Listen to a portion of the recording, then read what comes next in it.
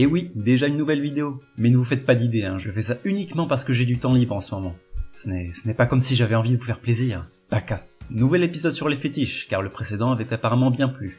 Mais on ne va pas se contenter de faire une simple liste, on va plutôt chercher à comprendre ce qu'est un fétiche et pourquoi ils existent. Un fétiche, aussi appelé paraphilie, est en gros une attirance sexuelle envers quelque chose qui n'est pas considéré comme normal, avec de gros guillemets. Avec le développement des moyens de communication, et notamment d'internet, les minorités qui avaient ce genre de tendance ont pu se rendre compte qu'elles n'étaient pas seules et se réunir. Lorsque ces fétiches sont très particuliers, dangereux voire impossibles, les œuvres de fiction prennent alors le relais pour les mettre en scène. Et les mangas et animés sont évidemment un terreau particulièrement fertile pour ce genre de fantasmes. Et aujourd'hui, fini les bisous et les situations à peine embarrassantes, on veut de la chair, on veut du sale, on veut...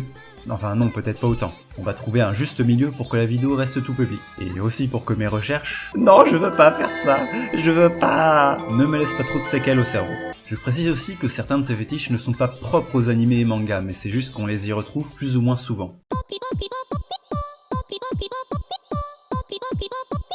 Si je vous demande quelle partie du corps vous attire le plus, vous allez sûrement me répondre les jambes, la poitrine, les fesses ou encore le visage. Et si vous êtes fan de Touhou, vous allez peut-être me répondre les aisselles. Pour le coup, il s'agit d'un fétiche qui existe dans la vraie vie et se nomme axilisme. Il fait partie des fétiches de type partialisme qui concernent une partie précise du corps. Mais celui-ci a un rapport particulier avec la culture japonaise, vu que sa popularité sur internet a suivi celle de Reimu Hakurei, personnage de Touhou Project, portant une tenue qui laisse entrevoir cette partie du corps. Mais rassurez-vous, si vous êtes fan de Touhou, cela ne veut pas forcément dire que vous avez un fétiche des aisselles. D'autant plus que d'autres personnages ont repris le flambeau tels que Miku Hatsune, Saya et Otaru de Degashikashi, ou encore Ram et Rem de Re:Zero. Mais alors, qu'est-ce qui est attirant dans une aisselle? Eh bien, en fait...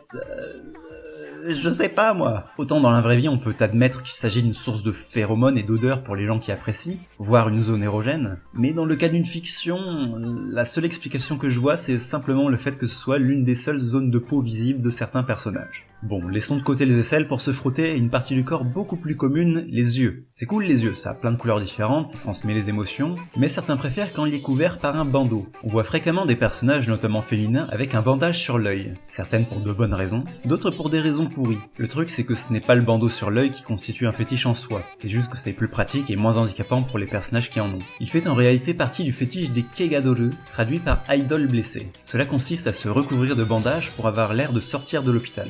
Rien à voir avec un quelconque fantasme sur les momies, il s'agit tout simplement de provoquer l'empathie et une envie de protéger en paraissant affaibli. Et là encore, ce fétiche prend sa source dans la culture japonaise, bien avant d'être devenu un phénomène de mode à Harajuku, avec notamment des personnages comme devinez qui ?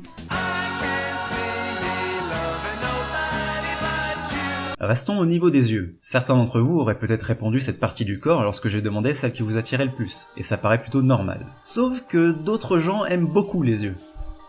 Mais genre vraiment beaucoup. Un peu trop même. L'oculolinctus est une pratique érotique consistant à lécher l'œil de son partenaire. En 2013, la presse occidentale s'empare de ce sujet qui serait apparemment devenu une mode chez les jeunes japonais, inspiré par le clip de Spiral Lie du groupe de visual kei Born. Cela aurait provoqué une véritable épidémie de conjonctivite alertant les parents. Et vous aurez remarqué que je parle au conditionnel parce que tout cela n'était en réalité qu'un canular qui a pris une ampleur mondiale. Le phénomène d'oculolinctus était en fait un cas isolé à une école rapporté par un seul professeur. Notez que ce genre de pratique est fortement déconseillé car elle peut abîmer la cornée ou provoquer de graves infections à l'œil, vous obligeant alors à porter un... Tout est lié. Mais alors pourquoi j'en parle si c'était du flan? Parce que dans les mangas ça existait avant 2013.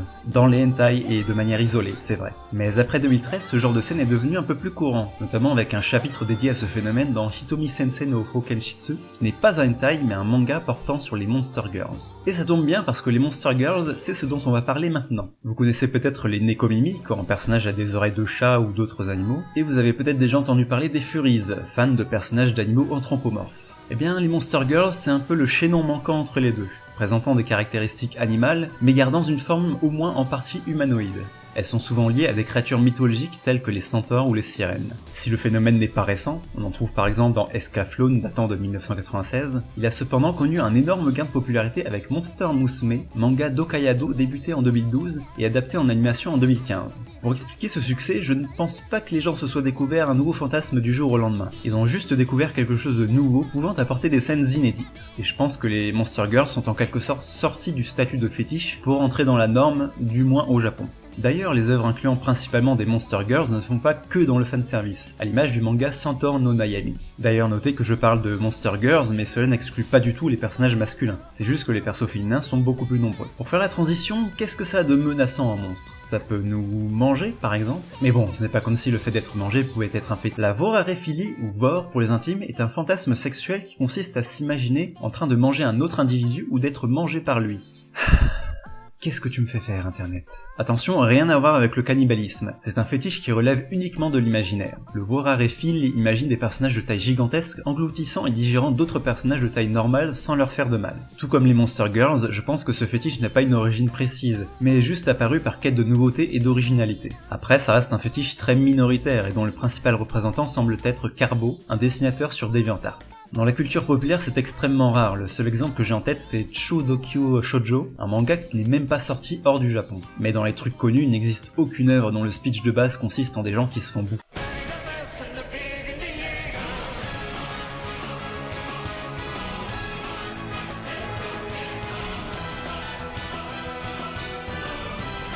Mon Dieu, la vie n'est-elle donc qu'un perpétuel mensonge? Passons à quelque chose de beaucoup moins organique, les robots. Le principe de l'ASFR, ou technosexualité, est de sexualiser ces êtres artificiels normalement dépourvus d'organes reproducteurs. C'est un fétiche très ancien qui date des premières œuvres de fiction incluant des robots humanoïdes. Le concept est simple, imaginez un partenaire physiquement parfait, créé spécialement pour soi et obéissant au moindre désir. Du coup, là on comprend l'intérêt de munir un robot de caractéristiques sexuelles, par exemple comme dans Chobits ou encore dans Ghost in the Shell avec les robots Kaisha. Mais dans d'autres cas, le robot n'est pas prévu pour ça et du coup c'est complètement inutile. À la rigueur, les cas que l'on peut accepter sont les cyborgs, autrefois humains et qui ont donc une identité et un genre, ainsi que les robots créés à partir d'un modèle précis. Ce qui ne les empêche pas de changer de sexe quand ça leur chante. À l'image de Sage de Gun Last Order, qui s'en bat littéralement les couilles de son sexe. Enfin non, avant elle ne pouvait pas se les battre, mais maintenant oui, il peut. Enfin, c'est compliqué. Perso, je suis beaucoup plus intéressé par la relation platonique que peut avoir une intelligence artificielle avec un être humain. C'est pourquoi je suis plutôt pour l'absence d'organes génitales sur les robots.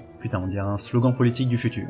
Angry Wife, pour un monde de robots sans pénis. En tout cas, si le sujet vous intéresse également, je peux vous conseiller des animés comme The Big O et Plastic Memories, ainsi que l'excellente série suédoise Real Humans. En manga, je vous aurais bien conseillé Tonali no Robo, mais il n'a pas été publié en dehors du Japon. Vous pouvez toujours vous rattraper sur l'arme ultime, même s'il s'agit là d'un cyborg et non pas d'une intelligence artificielle. Pour conclure, peu importe votre fantasme, il y aura toujours une œuvre de fiction pour l'illustrer. D'ailleurs, ce n'est pas parce qu'une histoire en comporte qu'elle ne peut pas être intéressante pour un public plus large, car le plus important, au fond, c'est de respecter tous les fétiches.